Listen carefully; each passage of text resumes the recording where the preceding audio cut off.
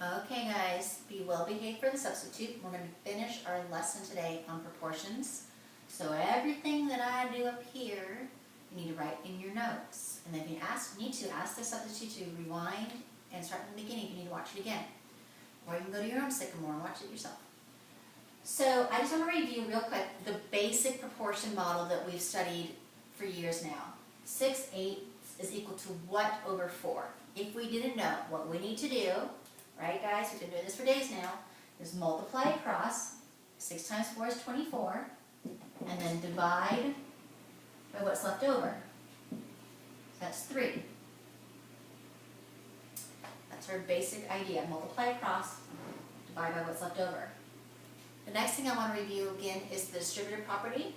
We have x plus 3 and outside parentheses is the 6. Remember, we need to distribute inside, so we get 6x plus 18. With those two pieces of knowledge, we'll be able to answer these proportions today. So looking at this, I have x plus 3 divided by 4 is equal to 7/8. And we need to figure out what that x is. So our first step is we're going to divide across. But see, we have stuff on both sides, we're going to divide across both ways. So first let's divide this way. 8 times x plus 3. That's really just 8 times x plus 3.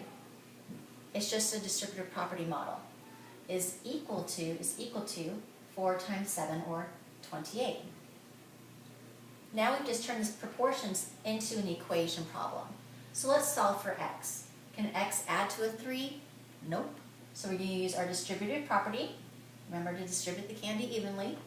We get 8x's plus 24 is equal to 28. We want to solve what x is, so we need to get what is farthest away from it gone first. So how do we get rid of a plus 24? We subtract 24. So now our problem says 8x is equal to a 4, because 28 minus 24 is 4. Our x is still not by itself, so we need to divide by 8. And it becomes 4/8, which we, of course, will reduce to 1/2. That's our basic model. X is 1/2. So now we're going to try again over here. Let me erase my work. We're going to try it again.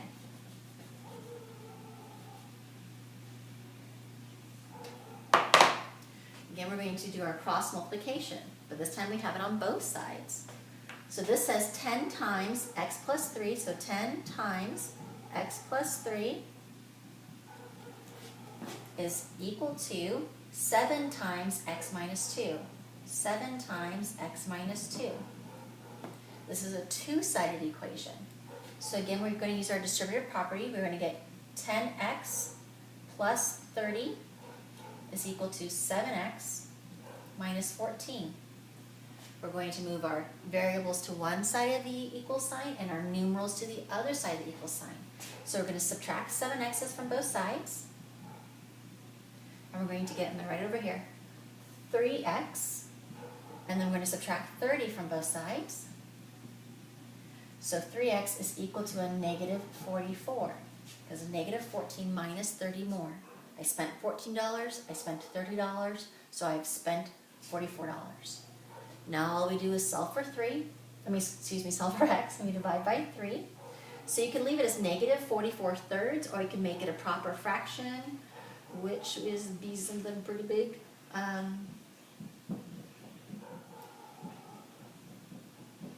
So it'd be 14 and 2/3, negative 14 and 2/3. Or you can leave it as negative 44/3.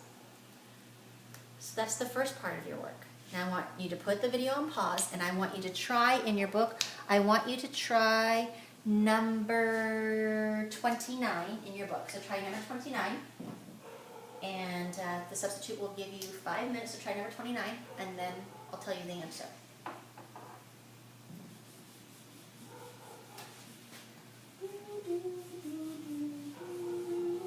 Woohoo! The answer to number 29 was negative 3 1/2. Negative 3 1/2, which is the same thing as negative 7/2. If you didn't get that, ask somebody for help, or we'll see you tomorrow. So the next part is a doozy. Whew. What you first need to do is put this on pause and write down this basic information that you should just know. You should know that 16 ounces is 1 pound. 100 cents makes $1. 365 days is 1 year. 100 centimeters in a meter. 4 quarts in 1 gallon. 60 minutes in an hour. 1,440 minutes is a day. 1,760 yards is a mile. 5,280 feet is 1 mile. 3 feet is a yard. I wrote down these specific ones because these are the ones you're going to be using today in work, in math class. But there's some basic stuff that you should just know because you're a human being. Okay, so what we're going to do is we're going to convert $4 per pound into cents per ounces. Whew. So our first step is to take this first problem and turn it into a proportion. So I'm going to do $4 equals 1 pound. And then way over here I'm going to put an equal sign and what I want it to turn into. I want to turn it into cents per ounce. Cents and ounce. Now, I want to turn $4 into cents. So that's one change. So I put a multiplication sign and a line because that's one change, dollar to cents. But I also want to change pounds to ounces. That's another change. So I put another multiplication symbol, another line. The most you're going to have is 2 changes. So the first thing I want to do is I want to change dollars to cents. So what do I want to change dollars to? I want to change it to cents. What was it before? It was dollars. So what I want to change it into, I put next to it, and what it was before, I put at the opposite side. And now I need to put a ratio that is equal. How many cents are in $1? 100 cents is equal to $1. This is like multiplying it times 1, because 100 cents means 1 and $1 means 1. And now we need to change our pounds word. What do we want to change pound into? We want to change pounds into ounce. So we want to change pound into ounce. So you put next to it what you wanted to change into, pounds to ounce, and what it was goes to the opposite side. And now we need to put a ratio that is equal.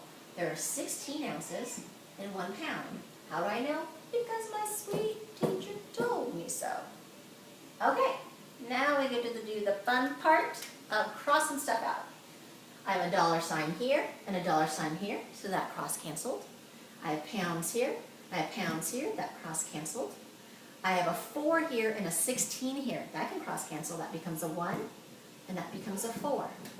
Do I have anything else? Ooh, I have a 4 and 100. Boy, that's nice. So my 4, how many times does 4 go into 4? 1 time. How does 4 go into 100? 25 times. And now we have nothing else to cross out, so we're going to multiply straight across. What's 1 times 25 cents times 1? It's 25 cents. What's 1 times 1 times 1 ounce? It's 1 ounce. So $4 in a pound is the same thing as 25 cents in an ounce. Let's do it again. Okay. So we're going to try again. 2 quarts per minute is how many gallons per week. So again, our first step is to take the beginning problem and turn it into a proportion. 2 quarts in 1 minute. And then way at the end, we're going to put our equal sign and what we want to change into. Gallons per week. Gallons per week. Okay, so you want to change quarts into gallons. So that's 1 change, so we put a dot and a line. Then we want to change minutes into weeks. That's another change. So it's another dot and another line. So first we want to change quarts into gallons. So I want to change the quart into gallons. So what I want to change it into, I put next to it. And what it was before, I put it the opposite. So we can cross it out, cross cancel here. You want to change minutes. Oh, I'm sorry, now I have to do my proportion. How many quarts are in a gallon? There's 4 quarts in 1 gallon. How do I know? Because it's on the list. Now we want to change minutes into weeks. Oh, I don't think I did that one. Well, we'll do it right now. Minutes into weeks. So what we want to change it into is weeks, and on top is minutes.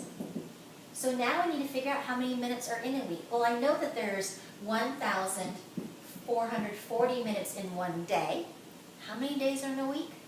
7. So we're just going to multiply that. Do, do, do, do, do, do, do, do.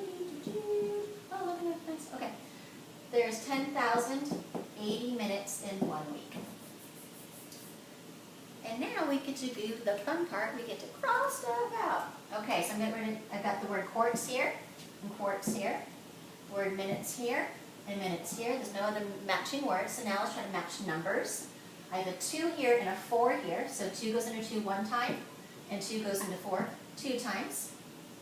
I have a 2 here and 10,080 here, so 2 goes into 2 one time, and 2 goes into 10,080 5,040 times. Oh, look at that!